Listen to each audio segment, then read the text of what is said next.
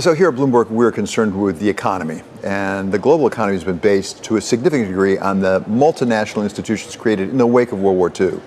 They seem to be moving, maybe even dissolving. What comes next as we see the future? And particularly as when the UN meets here now, I'm struck by the fact that the president of China, the president of Russia, the president of France, and the prime minister of the UK aren't even showing up to the UN. Yeah, well, you've got a very divided world today, and a lot of the institutions have grown up on the basis that everyone can come together essentially around an American-centric view of the world.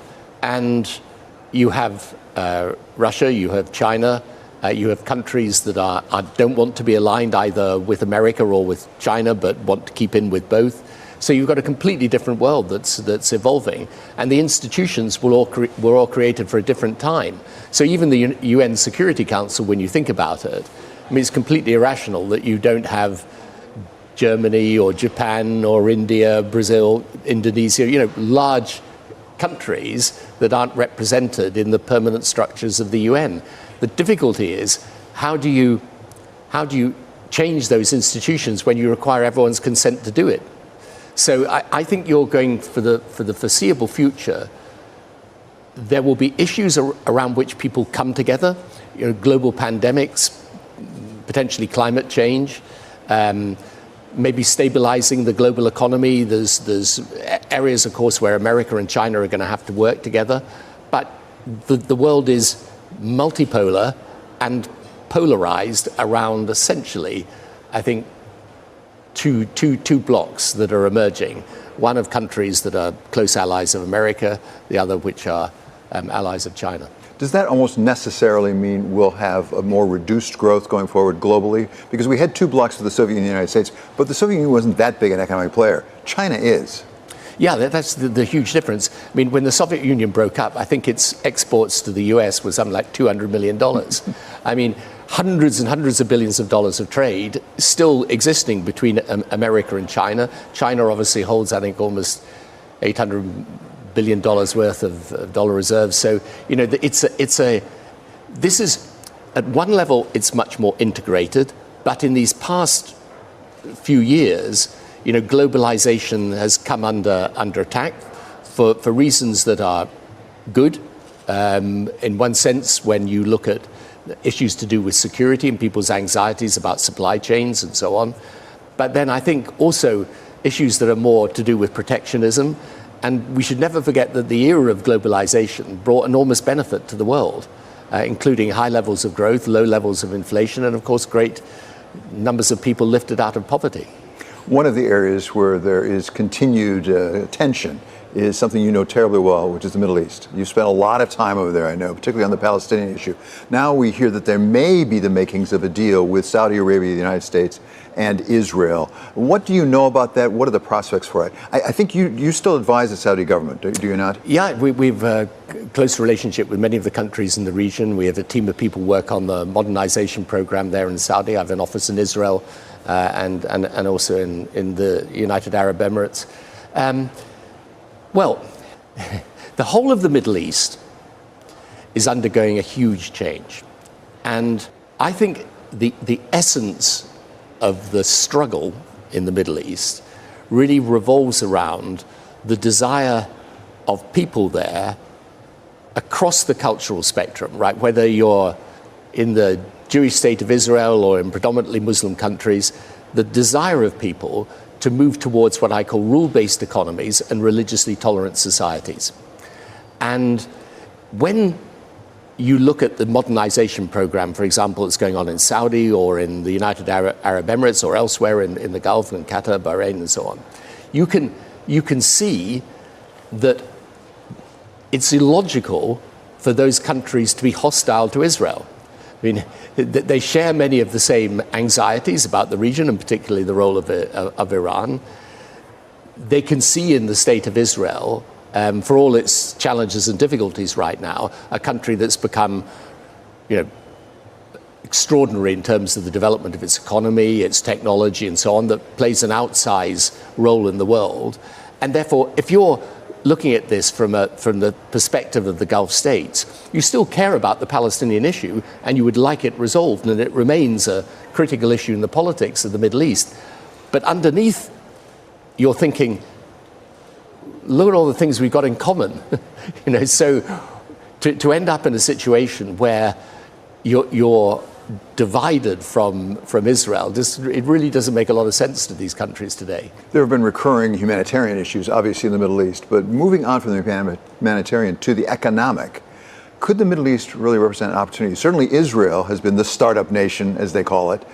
Saudi Arabia and UAE Qatar have enormous amounts of resources, and Saudi Arabia particularly is trying to diversify their economy. Is there a world in which that is really a growth engine for the world? Yeah, potentially, absolutely. And that modernization process is all about these countries that are big oil and gas producers saying, look, we also see the way the world's changing because of issues to do with climate change and so on, and they want to diversify their economy. They want to educate their people. The number of women in the Saudi workforce has virtually doubled in the last 6 years. But it's all about moving towards an open-minded approach to the world, towards a situation where you put religion in its proper place and don't turn it into a political ideology. And therefore, where if you're in the region, you're thinking, how do we make sense of this region? Well, the answer is to come together and to be able to do things together in the common interest. Let's turn to British politics, if we could, a bit. You've had something to do that in the past. According to the polls, if they're to be believed, the Labour Party, your Labour Party, seems like it's in reasonable good shape for the next election. We never know till the election happens, but in reasonably good shape. You were famous for New Labour, as we came to understand it in Britain. Is there room for a new Labour? Is there a different version of what the Labour Party did back in your day?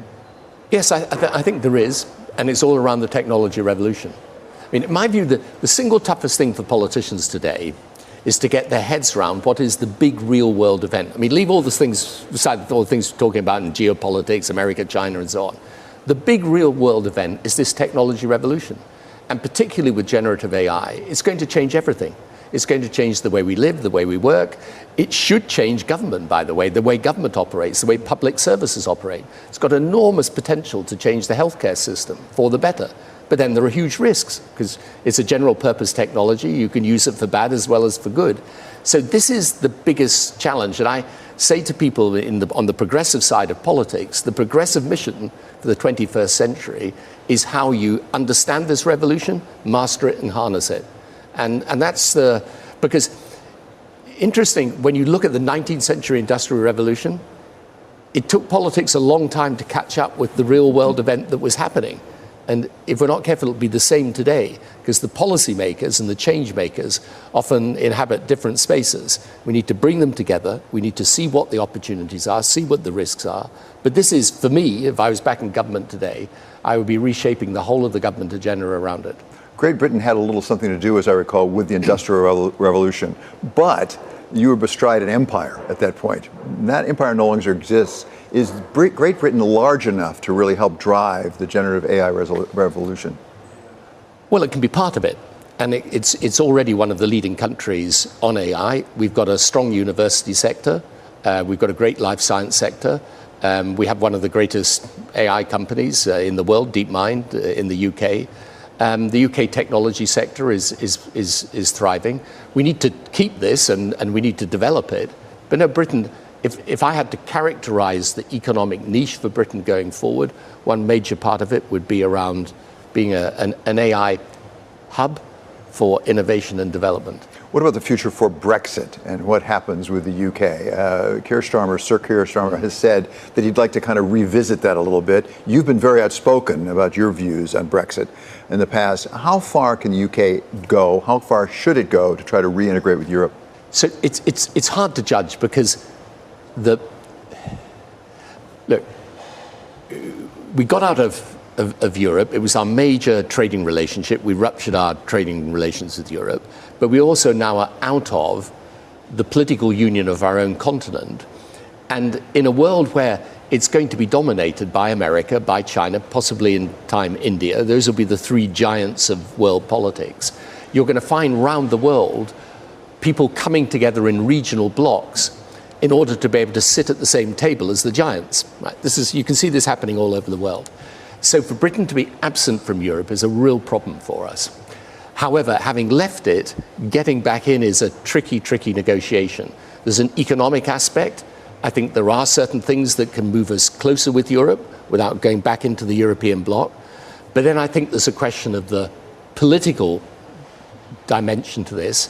And there is a suggestion that we build a broader European political community. President Macron's talked about this. And Britain, I think, can play a part there. And in areas like defense or energy or science and innovation, we can build those blocks of cooperation with Europe that move us closer. Whether we get to a stage where Britain rejoins the European Union, I think that's for a future time. But you should never forget that 2/3 of the population over 65 voted for Brexit and 2/3 under 35 voted to stay. One last question. All Americans wonder it all the time, and that's the monarchy. You know a little bit about the monarchy. Take us forward. What is the role, if there is a role, for the British civilization, as it were, for the monarchy going forward? 50 years from now, will it be there? I think so, but it's a unifying force. And the great thing that the Queen did was that she managed to steer the monarchy through this period of enormous social and economic and political change and still keep it as this cohesive, institution that allowed whatever other differences people have, they came together around it. And King Charles, to be fair, I think has got the same sense of public service, the same commitment to the institution of the monarchy. And I think for my generation and younger, it's a less deferential world that we live in, but our preference is to have the monarchy rather than an elected president. So I think it'll stay. I hope it does. That is perfect. That is great. Tony, thank you so much for doing this. I know you're awfully busy.